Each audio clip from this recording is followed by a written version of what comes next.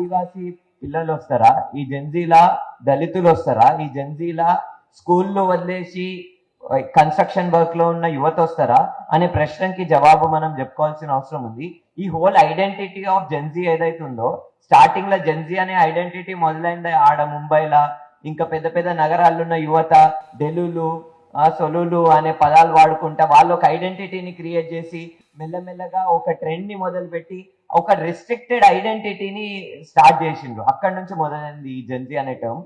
కాబట్టి ఈ జెన్జీ అనే టర్మ్ మనం పర్సెప్షన్, ఇప్పుడు ఈ పాలసీ మేకర్స్ జెన్జీ అన్నప్పుడు కూడా పార్లమెంట్ లో రిప్రజెంట్ చేస్తూ మొన్న ఎంపీ ఏమంటాడంటే డెలులు అంటాడు. మన ఆదివాసీ పెంటలలో ఉన్న ఎవరైనా ఆదివాసీ బిడ్డకి డెలులు అంటే తెలుసా? అసలు ఆదివాసీ యువకులకి ఈ జెన్జీ అనే ఐడెంటిటీని వాళ్ళు ఓన్ చేసుకుంటున్నారా అనే ప్రశ్న చాలా ఇంపార్టెంట్. అంటే జెన్జీ మూవ్మెంట్ అని అంటున్నామో, కానీ ఎవరినైతే మనం జెన్జీ అనే ఐడెంటిటీని అర్పిస్తున్నామో వాళ్ళకే వాళ్ళ ఐడెంటిటీ మీద కాన్షియస్నెస్ లేదు. కాబట్టి మనం ఒక ఇంక్లూజివ్ అండ్ వెరీ అందరి స్టేక్ హోల్డింగ్ ఉన్న ఒక మూవ్మెంట్ ని బిల్డ్ చేయాలంటే అందరికీ ఆ ఇంక్లూజివ్ పర్స్పెక్టివ్ అనేది తీసుకురావాలి. కాబట్టి అదొక పర్స్పెక్టివ్ నేను చెప్పాలని అనుకుంటున్నా.